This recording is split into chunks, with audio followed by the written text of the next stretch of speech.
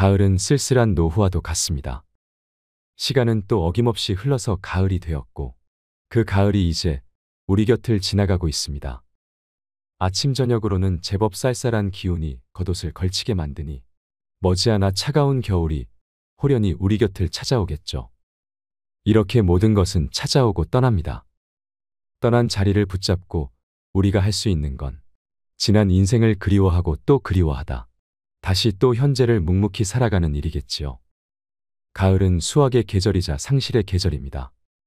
씩씩하던 초록의 함성이 사라지고 어느덧 나뭇잎들은 붉은 단풍으로 마지막 빛을 발하고 있습니다. 늑수그레한 노년의 여인네가 한껏 치장을 한 것과도 같은 초라한 화려함. 가을은 마치 우리네 인생에서의 쓸쓸한 노후와도 같습니다. 분명 화사한 붉은빛의 단풍이지만 그것은 여름꽃의 화사함과는 확실한 차이가 느껴집니다. 오늘은 제가 살고 있는 동네 가로수길을 걸었습니다. 어느새 단풍이 들고 그 단풍은 낙엽이 되어서 바람에 휘날리며 떨어지고 있었습니다. 그런데 저 멀리서 떨어진 낙엽을 정성껏 쓸어 모으시는 부지런한 환경미화원 할아버지 덕분에 사람들이 다니는 거리는 늘 단정합니다. 적지 않은 연세에도 저렇게 부지런히 일을 하시는 걸 바라보면 안쓰럽다는 생각보다는 대단하시다는 생각이 들었습니다. 나이가 드셨다고 무료하게 집에서 시간만 보내는 것보다는 소소하게 뭐라도 할 수 있다는 것이 큰 복이 아닐런지요. 요즘에는 나이가 들어도 소일거리도 있고 수입도 있으면 금상첨화라고 생각하시는 분들이 많습니다. 여러분들도 그렇게 생각하시나요? 누구나가 화려했던 젊은 날이 있었듯이 그 할아버지도 예전에는 서울에서 사업을 하셨답니다. 사업을 하시면서 두 아드님을 해외 유학도 보냈었고 지금은 모두 결혼해서 각자 열심히 잘 살고 있다고 합니다. 두 노부부가 행복한 노후를 보내시다가 작년에 아내분께서 돌아가셔서 지금은 혼자 아파트에 거주하신다는데 적적함도 달래고 시간도 보내면서 용돈벌이도 할 겸 겸사겸사 운동 삼아서 일을 하신다는 할아버님의 말씀에 제 노후의 모습도 한번 생각해 보았습니다. 그리고 과연 어떤 노후가 축복받은 노후일까 생각해 보았습니다. 노후에는 아무래도 부정적인 것보다 이 할아버지처럼 긍정적인 성격을 가지는 것이 좋겠다는 생각이 들었습니다. 이분처럼 점잖으면서도 늘 웃는 노인이 되어야겠다 마음먹었습니다. 어떤 이별이든 슬프지 않은 이별은 없듯이 어떤 노후든 잠시라도 서글프지 않은 노후는 없을 겁니다. 그나마 부부가 마음이 맞고 서로 건강해서 오래오래 함께 노후를 보내게 된다면 다행이고 축복일 테지만 나이가 들면서 젊었을 때는 참았던 성격차를 이겨내지 못하고 황혼이혼을 하는 경우도 주위에서 종종 듣게 되지요. 다가오는 세월을 막을 수는 없듯이 병환이나 갑작스런 사고로 배우자를 먼저 떠나는 경우도 남의 일만은 아닐 것입니다. 가을, 참 쓸쓸한 계절입니다. 하지만 단풍이 제 역할을 다하고 미련 없이 곱게 떨어지는 모습을 보면 눈물 겹도록 아름답기도 합니다. 내가 먼저 떠날 수도 있고 그가 먼저 떠날 수도 있겠지요. 아무도 알 수 없는 것이 우리네 인생길이니 길 떠나는 그날 미련이 남지 않도록 오늘 이 순간을 열심히 보내야겠습니다. 아내의 소중함을 일깨워주는 글이 있어서 준비했습니다. 실화라고 하는데요.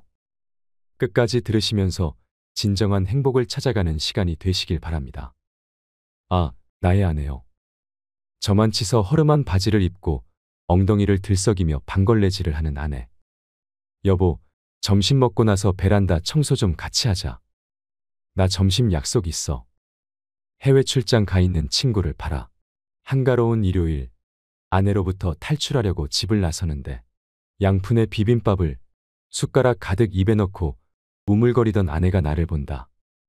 무릎이 나온 바지에 한쪽 다리를 식탁 위에 올려놓은 모양이 영락없이 내가 제일 싫어하는 아줌마 품새다.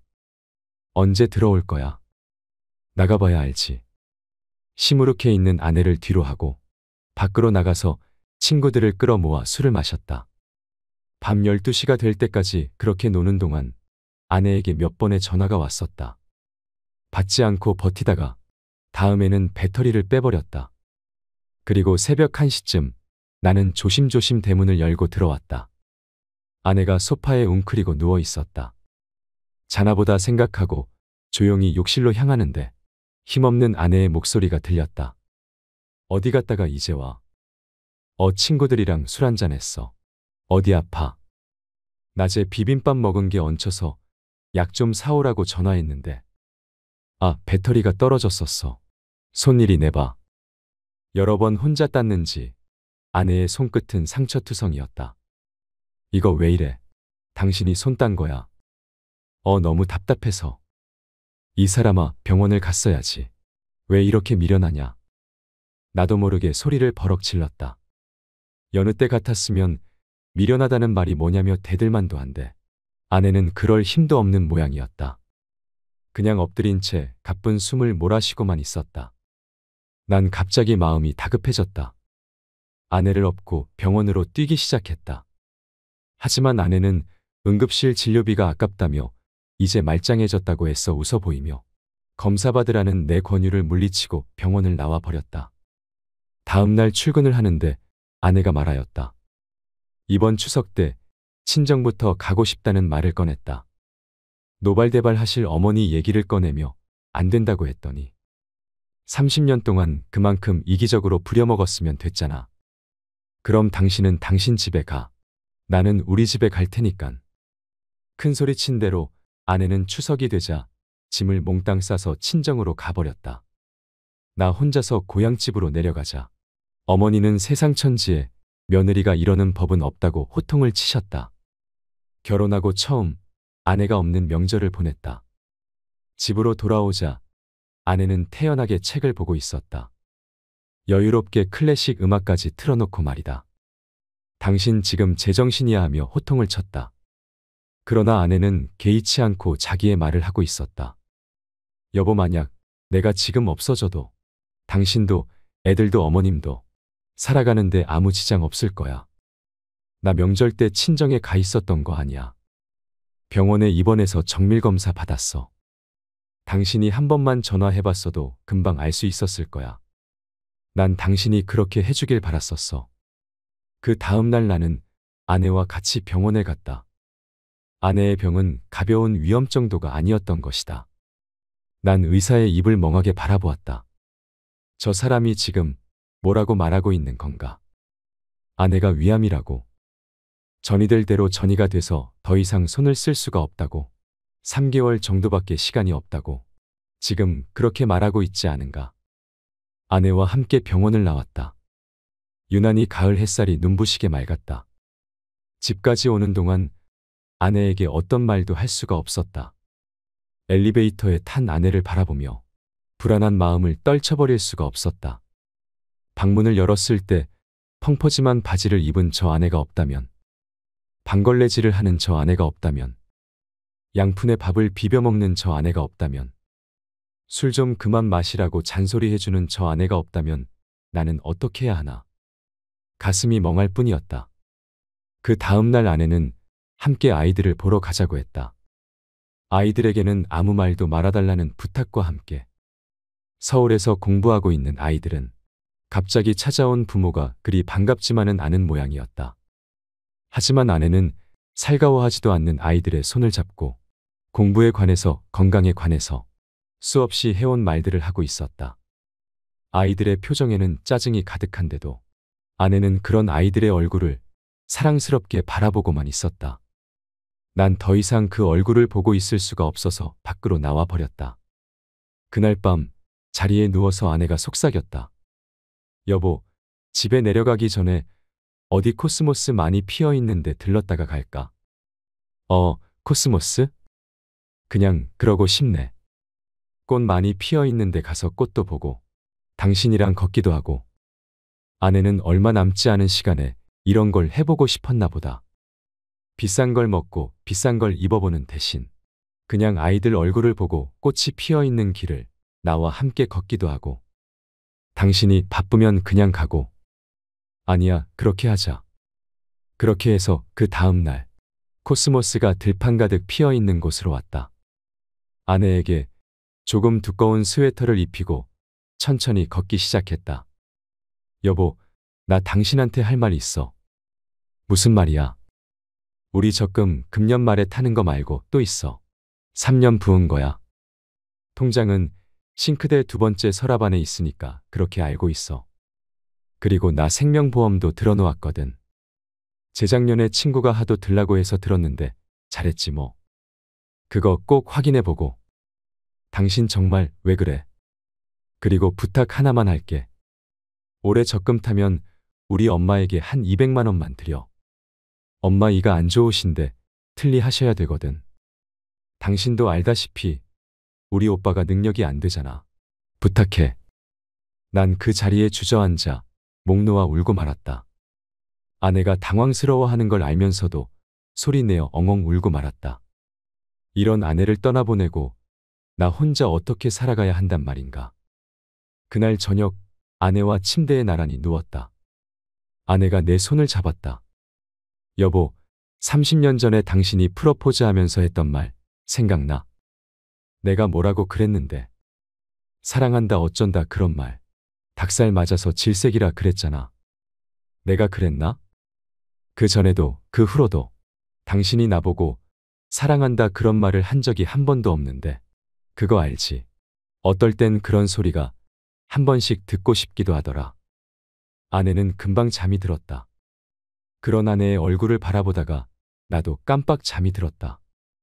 이튿날 눈을 뜨니 커튼 사이로 아침 햇살이 쏟아져 들어오고 있었다. 여보, 우리 오늘 장모님 뵈러 갈까? 장모님 틀리 연말까지 미룰 거 없이 오늘 가서 해드리자. 여보, 내가 가면 장모님이 아주 좋아하실 텐데. 어서 일어나. 여보 안 일어나면 나 안 간다. 여보, 여보. 좋아라 하며 일어나야 할 아내가 꿈쩍도 하지 않는다. 나는 떨리는 손으로 아내를 흔들었다. 그러나 아내는 꿈쩍도 하지 않았다. 나는 말없는 아내를 끌어안고 소리를 질렀다. 여보, 나는 어떻게 하라고? 야, 이 사람아. 나 진짜 당신을 사랑했다. 사랑한다. 야, 이 사람아. 나 진짜 당신을 사랑한다. 야, 이 사람아. 눈을 떠보게 이 사람아. 아무리 외쳐봐야 영영 대답이 없다. 왜 어젯밤에 이 사랑한다는 소리를 한 번도 못 해줬을까? 그렇게 듣고 싶어 했던 이 한마디를 왜 해주지 못했을까? 아, 이렇게 천추의 한이 될 줄이야. 이 글은 읽고 또 읽어도 읽을 때마다 눈물 없이는 읽을 수가 없습니다. 이 글이 바로 우리 부모님의 이야기, 우리 자신의 이야기처럼 느껴지기 때문인 것만 같습니다. 아내는 세상에서 가장 소중한 사람입니다. 평소에 내 옆에 있을 때는 느끼지 못했다가 아내가 내 곁에 없을 때, 그때서야 아내의 가치를 느끼게 되는 것입니다. 여러분, 삶의 의미가 무엇인지 알고 살고 계신가요? 사는 게 참 별것 아니구나 생각한다면 삶의 의미를 모르고 살고 있는 거라고 합니다. 진정한 삶의 기쁨이, 진정한 삶의 행복이 뭔지 모르고 사는 것입니다. 정말로 자식을 행복하게 키우고 싶다면, 배우자를 행복하게 해주고 싶다면 여러분들이 먼저 행복해야 된다는 말을 많이 들어보셨을 겁니다. 셰익스피어가 아주 재미난 글을 썼습니다. 중년에게 주는 9가지 교훈이라는 글인데요. 젊은 분들이나 노년에 접어든 분들이 들어도 참 좋을 것 같습니다. 400년 전에 셰익스피어가 쓴 글을 함께 나누고 싶어서 가져왔습니다. 첫째, 학생으로 계속 남아 있어라. 배움을 포기하는 순간 우리는 폭삭 늙기 시작한다. 나이가 들어도 학생이기를 포기하면 안 된다는 것입니다. 끊임없이 배워야 합니다. 배움에는 끝이 없습니다. 아이만 배우는 게 아닙니다. 우리 모두가 배워야 합니다. 공부도 하고 새로운 분야에 도전도 해보고, 할 수 없다 노래하지 말고 무조건 할 수 있다 생각하셔야 합니다. 저는 30살에 대학을 가서 심리학을 공부했습니다. 얼마나 좋은 공부였는지 모릅니다. 그리고 나이가 더 들어서는 글 쓰는 걸 배웠습니다. 이것도 얼마나 좋은지 모릅니다. 요즘은 유튜브를 통해서 여러분들과 소통하며 정말 많이 배우고 있습니다. 배우니까 참 재미있습니다. 사는 게 재밌다는 게 이런 건가 싶습니다. 여러분들도 배우는 걸 포기하시면 안 됩니다. 둘째, 과거를 자랑하지 마라. 옛날 이야기밖에 가진 것이 없을 때 당신은 처량해진다. 삶을 사는 지혜는 지금 가지고 있는 것을 즐기는 것이다. 셰익스피어가 제 생각과 똑같이 말했습니다. 지금 가지고 있는 것을 즐겨야 합니다. 과거에 갇혀서 슬퍼하고 미래를 걱정하며 불안해하지 말라는 말입니다. 이런 건 생각하지 마세요. 옛날도 생각하지 말고 지금 오늘을 즐기면 되는 겁니다. 있는 돈을 갖고 나중에 쓰려고 그냥 쥐고 있지 말고 쓰세요. 옛날에 먹고 살기 힘들어서 고생하며 사셨던 분들은 돈을 모을 줄만 알지 돈을 쓸 줄을 모릅니다. 제가 쓰라는 건 주식하고 도박하고 사채하라는 게 아닙니다. 돈도 규모 있고 멋있게 쓸 수 있습니다. 제대로 쓰는 것도 배워야 된다고 생각합니다. 죽을 때까지 손에 다 쥐고 있으면 뭐 할까요? 쓰지도 못할 돈 악착같이 쥐고 있으면 행복하던가요? 돈 욕심을 버리고 내 행복에 투자하세요. 그동안 하지 못했던 여행도 가보고 먹고 싶은 것도 사 먹고 배우고 싶었던 게 있으면 배워서 취미 생활을 하셔야 합니다. 세 번째, 젊은 사람과 경쟁하지 마라. 대신 그들의 성장을 인정하고 그들에게 용기를 주고 그들과 함께 즐겨라. 이것도 참 좋은 얘기입니다. 기회가 된다면 젊은 분들과 무슨 일이든 함께 같이 하자고 제안해 보세요. 젊은 사람들과 이야기할 기회가 많으면 내가 모르는 것들을 너무너무 많이 알게 됩니다. 물론 그들도 나로 인해 연륜과 지혜를 배울 수 있는 기회가 되겠지요. 그래서 함께 즐길 수 있는 것만 해도 참 좋은 것입니다. 넷째, 부탁받지 않는 충고는 굳이 하려고 마라. 늙은이의 기우와 잔소리로 오해받는다. 이것저것 참견하지 말라는 겁니다. 우리 주변에 이것저것 참견을 참 잘하시는 분들이 있지 않으신가요? 나이 들어서는 참견하지 말라는 것입니다. 그냥 믿고 내버려 두세요. 이러쿵 저러쿵 말해봐야 더 안 듣습니다. 사이가 좋아지려면 나이가 들수록 입을 무겁게 하는 것도 참 필요한 지혜입니다. 다섯째, 삶을 철학으로 대체하지 말아라. 철학으로 살지 말고 삶을 살아라는 얘기입니다. 로미오가 한 말을 기억하라. 철학이 줄리엣을 만들 수 없다면 그런 철학은 지워버려라. 괜히 내 고집, 내 철학을 강요하지 말고 배움을 통해서 진정한 현실의 삶을 살아라는 얘기입니다. 세상에 좋은 책은 도처에 널려 있지만 사람들이 읽느냐 읽지 않느냐에 따라 그 책은 진가를 발휘하기도 하고 묻히기도 할 것입니다. 하지만 더 중요한 것은 행동하느냐 행동하지 않느냐일 것입니다. 생각한 뒤에 행동하고 싶은 마음이 모락모락 피어오르길 바랍니다. 노년의 지혜는 이렇게 익어가는 것입니다. 여섯째, 아름다움을 발견하고 즐겨라.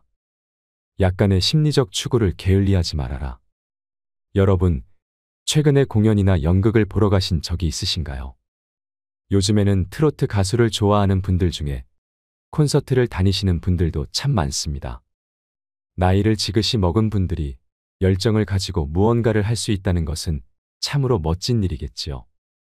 우리는 점점 나이를 먹으면 먹을수록 전시회나 공연도 많이 가야 합니다. 예술의 전당 같은 곳에 1년에 두세 번만 가도 삶의 질이 달라집니다. 그 두세 번이라도 내가 좋아하는 공연을 즐길 수 있으면 삶이 굉장히 풍요로워집니다. 여러분도 예술과 문화를 즐겨보세요. 그러면 삶이 더 아름다워집니다. 내가 사랑하는 사람과 함께 한다면 더할 나위 없이 기쁠 것입니다. 다만 예술이나 문화를 향유한다는 것이 꼭 돈이 있어야 가능한 것은 아닙니다. 찾아보면 지자체에서 무료로 진행하는 예술 공연도 많고 길가에 피어있는 예쁜 꽃 한 송이를 보는 것도 소소한 행복을 누리는 일이 될 것입니다. 식물 키우기를 하거나 탁구를 치거나 수영을 하는 것도 건강에 참 좋습니다. 일곱째, 늙어가는 것을 불평하지 마라. 가엾어 보인다. 당신이 나이 드는 것이 슬퍼서 남들에게 계속 하소연한다면 상대방은 그 말을 몇 번 들어주다가 당신을 피하기 시작할 것이다. 늙은 것을 자랑하지 말라는 것입니다. 그것도 맞는 얘기 같습니다. 남에게 우는 소리를 해도 늙은 걸 누가 알아주기는 할까요? 그러니 남에게 우는 소리를 하지 마세요. 아무도 안 알아줍니다. 나이 먹은 건 자랑할 일도 무조건 이해받아야 할 일도 아닙니다. 나이를 먹으려면 곱게 먹어야 합니다. 나이값을 해보면서 늙어와야지. 나이값도 못하고 나이만 먹으면 그게 어떻게 자랑이 될 수 있을까요? 곱게 물든 단풍이 예쁜 법입니다. 곱게 물들어가는 사람이 되세요. 8번째, 젊은 사람에게 세상을 다 넘겨주지 말아라. 자식에게 재산을 몽땅 다 털어주지 말라는 것입니다. 그들에게 다 주는 순간 천덕꾸러기가 될 것이다. 여러분, 자식하고 남편한테 다 주지 말고 반만 주세요. 오늘부터는 마음도 반만 주세요. 다 주지 말고 내 몫은 딱 남겨두세요. 자식에게 다 넘겨주면 두 딸에게 배신당한 리어 왕처럼 춥고 배고픈 노년을 보내며 두 딸에게 죽게 될 것이다. 리어 왕이라는 셰익스피어의 작품을 읽어보면 굉장히 재밌습니다. 자기 왕권을 넘겨준 딸 때문에 이 사람이 죽게 됩니다. 그러니까 여러분들도 자식들한테 다 넘겨주지 마세요. 여러분들의 인생을 사세요. 그게 나를 위하고 자식을 위하는 일입니다. 우리는 앞으로 살 날이 한참 남아 있습니다. 앞으로 더 오래 살게 됩니다. 우리 부모님이 돌아가신 나이를 생각하지 마세요. 우리는 더 오래 삽니다. 그러니까 더 오래 살고 오래 인생을 즐길 준비를 하세요. 미리부터 자식에게 재산을 몽땅 털어주지 마세요. 9번째, 죽음에 대해 자주 말하지 마라. 죽음보다 확실한 것은 없다. 인류 역사상 어떤 예외도 없었다. 확실히 오는 것을 일부러 맞으러 갈 필요는 없다. 삶을 탐닉해라. 그때까지 삶을 먹고 마시고 즐겨라. 우리는 살기 위해 여기에 왔노라. 이 말은 즐겁게 살기 위해 우리가 이 세상에 온 거란 얘기입니다. 그러니까 나이 30부터 60까지 아니면 죽을 때까지 나는 자식을 위해서 아무것도 안 한다. 내 인생은 포기하고 산다. 내가 희생해야 자식이 행복하다. 이런 생각을 하지 말라는 것입니다. 내 삶을 살아가라는 겁니다. 여러분, 오늘 말씀드린 9가지를 가슴에 새기시고 행복한 삶을 살아가시길 바랍니다. 첫째, 학생으로 계속 남아 있어라. 둘째, 과거를 자랑하지 마라. 셋째, 젊은 사람과 경쟁하지 마라. 넷째, 부탁받지 않는 충고는 굳이 하려고 하지 마라. 다섯째, 삶을 철학으로 대체하지 말아라. 여섯째, 아름다움을 발견하고 즐겨라. 일곱째, 늙어가는 것을 불평하지 마라. 여덟째, 젊은 사람에게 세상을 다 넘겨주지 말아라. 자식에게 미리부터 재산을 다 넘겨주는 것만큼 어리석은 것은 없다. 아홉째, 죽음에 대해 자주 말하지 마라. 인생을 즐겨라. 셰익스피어의 중년에게 주는 9가지 교훈을 기억하시면서 사랑하는 가족과 함께 내 인생을 곱게 물들이시길 바랍니다. 오늘은 내 옆에 그 사람에게 사랑한다고 말해보는 건 어떨까요? 이상으로 인생 철학이었습니다. 철학이 있는 당신의 삶을 응원합니다.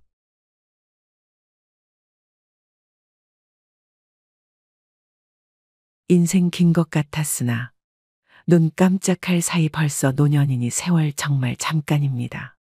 인생의 반환점을 돌아서니 세월이 마치 급행열차를 탄 듯합니다.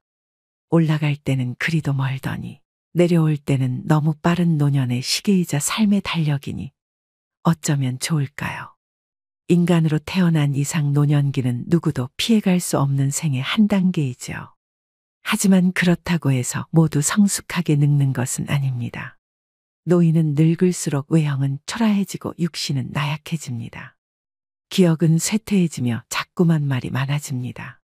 미래를 말하는 것보다 과거를 회상하고 그리워합니다. 검버섯이 피어나고 주름살이 깊어갑니다. 무심한 세월 따라 속절없이 늙는 것을 그 누가 막을 수가 있겠습니까? 하지만 주름 잡힌 표정에서 연륜이 쌓인 노인만의 기품을 뿜어낼 수 있다고 저는 생각합니다. 고목에도 꽃은 피어납니다. 그렇게 아름다울 수가 없는 꽃이지요. 가끔 인격이 훌륭한 노인들을 만날 때가 있습니다. 그런 분들은 만고풍상 다 겪으며 살아온 경험을 살려서 매사가 슬기롭습니다.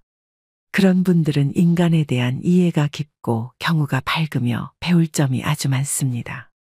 반면 마음 가는 대로 거침없이 행동하고 자기 주장만 옳다고 큰 소리를 치면 꼰대라고 손가락질을 받기 십상입니다. 외형의 늙음은 어찌할 수 없지만 추하게 늙지 않으려면 마음만이라도 꼰대 소리를 듣지 말아야 합니다. 꼰대라는 소리를 들으면서 여기저기서 욕을 먹을 것인가, 아니면 항상 귀를 크게 열고 온화한 표정의 노인으로 나이들 것인가 하는 것은 전적으로 내게 달린 것입니다.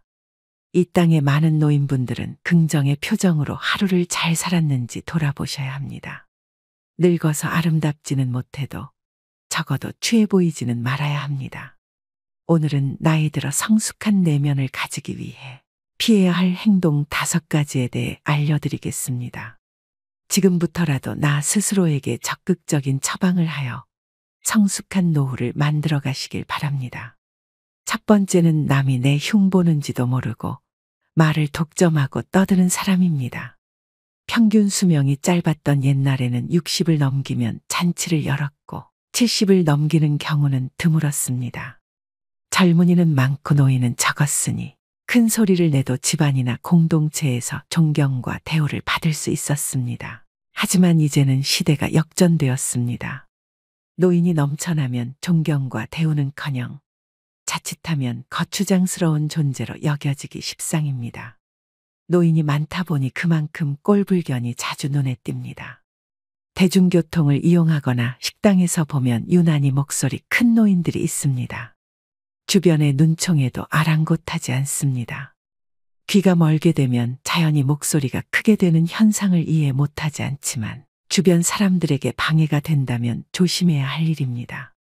특히 전화통화를 할 때 눈살을 찌푸리게 되는 경우가 흔합니다. 급한 내용이 아니면 빨리 끊는 게 주변 사람에 대한 예의입니다. 버스나 지하철 안에서 제 집 안방인 양 큰 소리로 통화하는 소리를 견뎌야 하는 건 고역입니다. 젊은이도 예외가 아니지만 노인의 경우는 한 번 더 얼굴을 쳐다보게 됩니다. 그 숱한 세월을 헛산 게 아닌가 싶기 때문입니다. 노인이 말이 많으면 기피의 대상이 되고 추하게 보입니다. 입은 닫고 지갑은 열어라는 금어는 옳지요. 노인이 될수록 입이 무거운 사람이 되어야겠다고 다짐합니다. 말은 적게 낮은 소리로 해야겠다 생각합니다. 낮은 소리란 목소리의 크기만이 아니라 내 견해에 고집을 강요하지 않는다는 뜻입니다. 노인의 경계사항 중 첫째가 아집입니다. 이제 우리 세대는 한 발 뒤로 물러날 때가 되었습니다. 그러자면 우선 목소리 톤을 낮출 필요가 있지 않을까요? 인간 생활에서는 무엇보다 기본이 제일 중요합니다.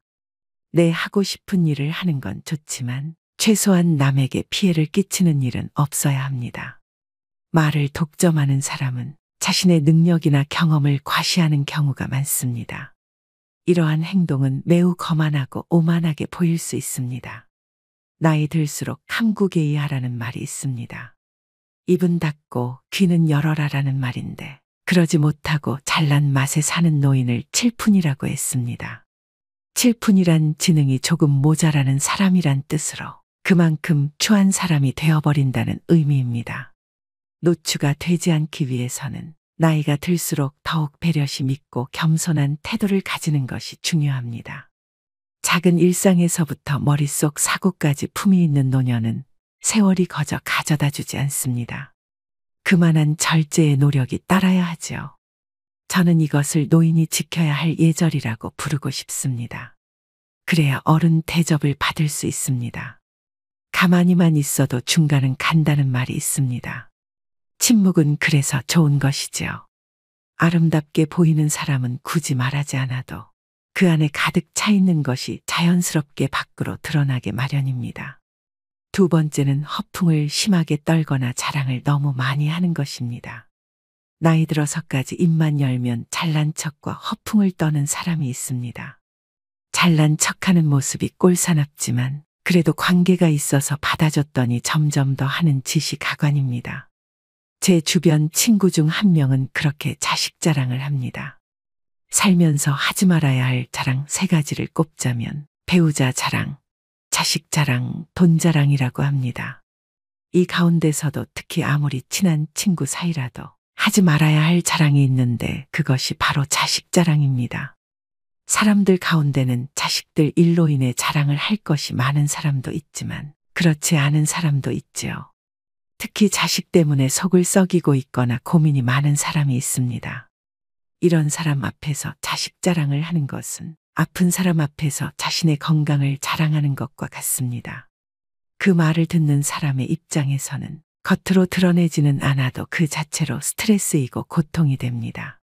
나이가 들수록 축하보다도 자랑을 많이 하는 친구들이 있는데 이런 습관은 오랜 친구마저도 멀어지게 합니다. 오랜 친구를 친구로 남게 하려면 면전에서 절대로 자식 자랑을 하지 말아야 됩니다. 자식 자랑을 꼭 하고 싶다면 부부 사이에서만 하세요. 이처럼 사회에서 잘난 척과 허풍이 심한 사람을 만나게 되면 그때마다 느끼는 게 있습니다. 자랑하는 사람일수록 자세히 들여다보면 내세울 것이 별로 없다는 사실입니다. 자신은 스스로 자기 자랑을 열심히 하고 있지만 그래서 들여다보면 빛 좋은 개살구이거나 그 주변에는 별로 성과라고 할 만한 것이 없는 사람이 대부분이었습니다. 왜 그럴까요? 자랑을 수시로 하는 사람은 겉으로 자신이 대단한 사람이라는 것을 적극적으로 알리지 않으면 부족한 사람이라는 것이 저절로 드러나기 때문입니다. 자신에게 부족한 점이 많다는 것을 감추기 위해 끊임없이 주변 사람에게 자기를 드러내는 것입니다. 주변 사람에게 어떻게든 인정을 받아야 부족한 것을 감출 수 있을 것 같은 의식의 생각입니다. 그런 사람들의 의식에는 역설적으로 별로 이룬 것이 없는 사실에 대한 불안과 걱정이 깔려 있습니다. 반면 무엇인가를 이룬 사람은 그것을 굳이 자랑하려 하지 않습니다. 아니, 자랑할 필요가 없습니다. 자랑하지 않아도 그들이 갖춘 것은 저절로 드러나기 때문입니다. 그것은 자신이 사는 곳일 수도, 하는 일일 수도, 주변에 함께하는 사람들일 수도 있습니다. 오히려 자기 자신을 낮춥니다. 그리고 자기의 것을 남에게 나누려는 여유를 보입니다. 그것은 과시의 목적이 아닌 겸손과 배려의 행동입니다. 그들은 가진 것을 굳이 내세우지 않더라도 결코 부족해 보이지 않습니다. 도움과 배려에서 그들이 가진 것이 보이고 이룬 것들이 보입니다.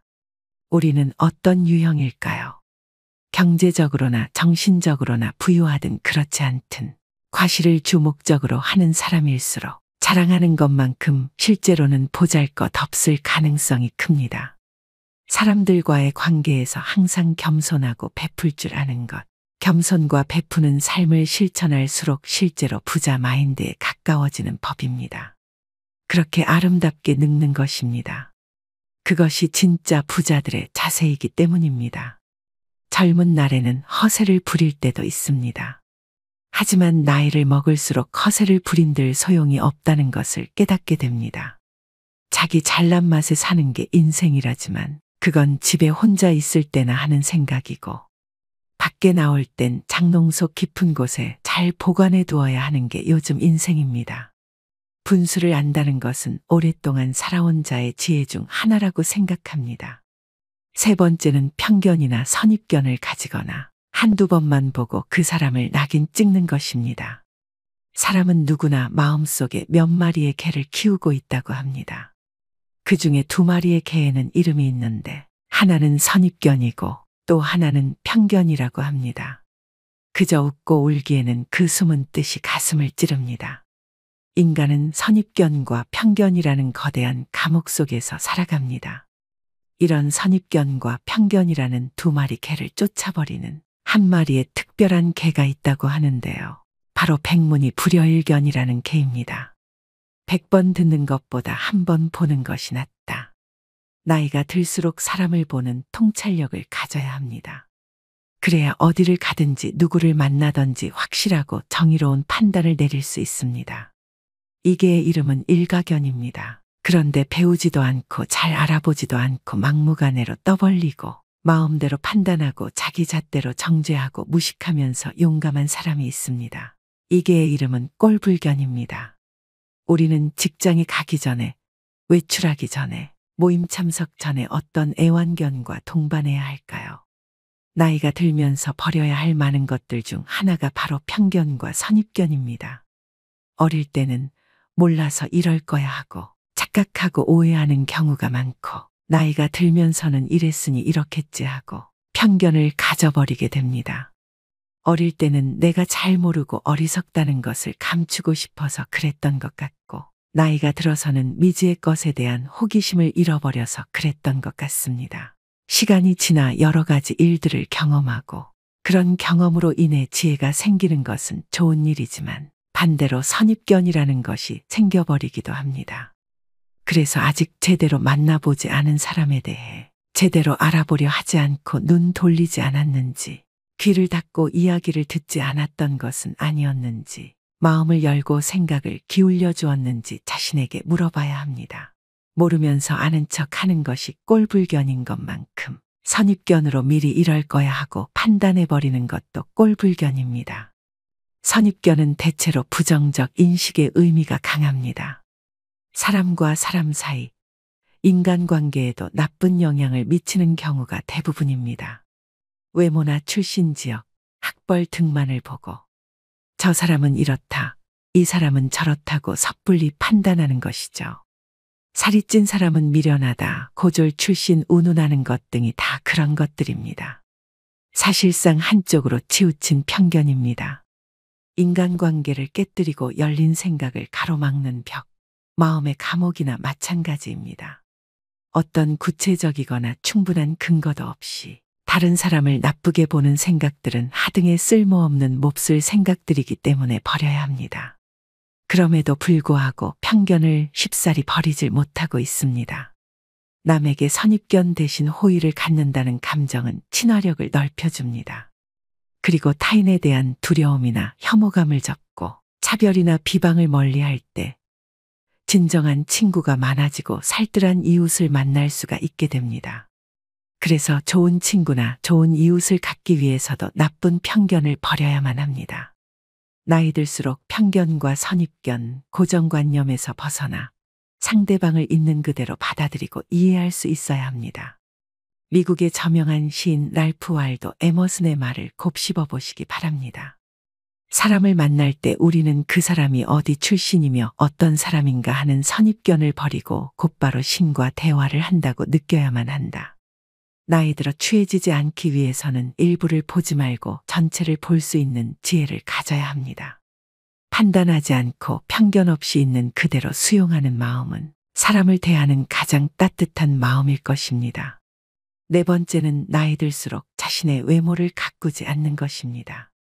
많은 분들이 나이 들어 무슨 외모까지 신경 쓰나 라고 얘기하실 수도 있습니다. 지금은 사람이 내면이 중요하지, 자연스럽게 늙어가자 생각하기도 합니다. 하지만 외모 관리를 안 한 채로 시간이 많이 흘러 외모에 정성을 쏟는 친구와 비교하면 나는 확 늙어버린 안타까운 처지가 되기도 합니다. 그때 거울 속에 내가 너무 늙어버리면 내 자신이 초라하게 느껴지고 지난 날이 후회가 됩니다. 어느 정도의 관리는 내 자신의 외적 자존감을 위해서도 꼭 필요합니다. 노인들은 나이 들수록 나태해지기 쉽습니다. 될수록 많이 걷고 움직이면서 언행을 무겁게 하고 자기 관리에 힘써야 노궁이나 노출을 면할 수 있습니다. 일상에서 흐트러짐 없는 마음 자세를 가져야 용모며 의상도 단정할 수 있습니다. 노인이 되어서 좋은 옷을 입고 유행을 염두에 둘 필요야 없지만 아무렇게나라는 생각은 버려야 합니다.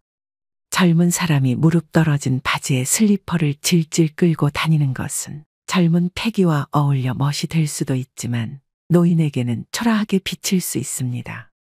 비록 나이는 들어가지만 외적 매력을 키우면 자신이 가진 내적 매력까지도 더욱 아름답게 빛을 발할 수 있습니다. 여러분은 미용실에 다녀오면 어떤 기분이 드시나요? 여성분들이 헤어스타일을 바꾸면서 종종 하는 말이 있습니다. 바로 기분 전환입니다. 나빴던 일은 털어버리고 뭔가 변화를 주고 싶을 때 참 효과 있는 방법 중 하나이지요. 오랜 기간 투병하신 분들이 자신의 외모를 치장한 후 생기를 느낀다고 말씀하시는 것처럼요.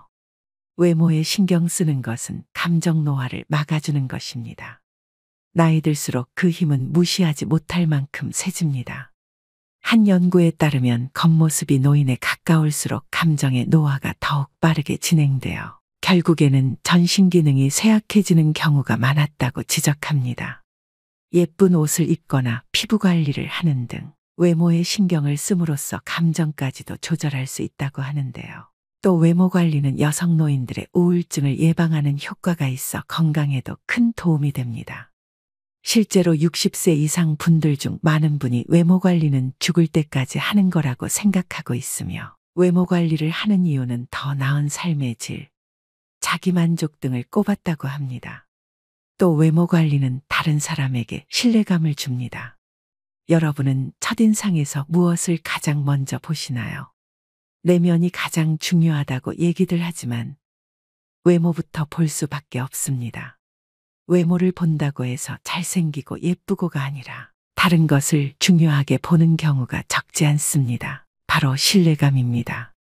나이가 들면서 경험과 지식 그리고 사회적 신용이 높아지지만 이를 제대로 표현하지 않으면 상대방에게 올바른 메시지를 전달하는데 어려움이 생길 수 있습니다. 이때 깔끔하고 정돈된 외모는 상대방에게 효과적인 메시지를 전달하는 데 도움됩니다. 나이 들어서 외모 관리를 꾸준히 하는 사람은 은근히 능력이 있어 보입니다. 부지런한 것은 쉽게 지속하기 힘든 일이기 때문에 시간 관리, 감정 관리를 잘하는 사람이란 생각이 듭니다. 그만큼 외모 관리는 일자리를 얻는 것과 인간관계에서 유리한 점이 많습니다. 노화는 자연의 섭리인 만큼 누구나 나이 들어가며 세월의 흔적이 외부로 드러나는 노화 현상은 어쩔 수가 없습니다. 노화 현상을 아예 멈추려고 하거나 다시 젊은 시절로 돌아가게 만드는 것은 불가능에 가깝습니다. 그렇지만 은퇴 후에 이제는 자유인이라며 흐트러진 외형의 모습이라면 자신의 용모를 한 번쯤 다시 생각해 볼 문제가 아닐까 싶습니다. 자기 관리는 체력에도 격차가 벌어지지만 정신적인 면은 그 수준 차이가 더 큽니다. 자기 개발 안 하면 어딜 가나 지루한 꼰대 취급받기 일쑤입니다. 귀찮아도 사부작 자주 움직이시고 걷기도 많이 하셔야 합니다. 우리 몸은 늙었다고 새로 살 수 없습니다. 재고가 하나밖에 없음을 명심하셔야 합니다. 5번째는 나이가 많다고 혹은 지위가 높다고 아랫사람에게 존경받아야겠다는 생각을 하는 것입니다. 여러분에게 노인은 어떤 의미로 다가오나요? 사회적 약자라고 여길 수 있지만 꼰대 같고 뻔뻔하다 등의 부정적인 시선은 여전히 흔합니다. 충격적이게도 노키즈존에 이어 노실 버전이 생겨나면서 노인에 대한 부정적 편견은 더욱 커지고 있습니다. 젊은 사람은 질문을 하고 노인은 가르치려 한다고 합니다. 모임에서 연장자라고 어른 노릇을 하며 윗자리에 앉으려는 생각을 하면 젊은이들이 기피하게 됩니다. 대접을 받지 못한다고 서운해하며 얼굴에 불만이 가득하여 인상이 굳어져 있으면 아무에게도 환영받지 못합니다. 오히려 자기를 낮추고 양보하며 손해를 보고 살면 존경을 받고 웃음이 넘쳐 마음이 편안해지고 건강해집니다. 나이 들수록 배려를 몸에 익히는 것이 좋습니다. 옆에 있는 사람, 한 공간에 있는 사람들을 배려하는 것이 당연하다는 생각을 가지는 것입니다. 그런데 우리나라는 배려받고 이해받고 권리를 좀 더 누리는 게 어른이라고 생각하는 노인들이 많습니다. 존경받기보다는 배려하는 마음가짐이 우선입니다. 가족이라는 울타리를 지키기 위해 몸이 상할 정도로 희생은 강요되었고 고뇌와 인내로 버무려진 삶이었습니다. 교육의 기회는 오래전에 놓쳤고 지금은 기력이 점점 고갈되고 경쟁할 입장도 아닙니다. 그런 노인들이 바로 선진국으로 만든 1등 공신입니다. 희생은 자녀들에게 안락한 삶을 보장해 주었습니다. 그렇다고 존중해달라고 강요할 수도 없습니다.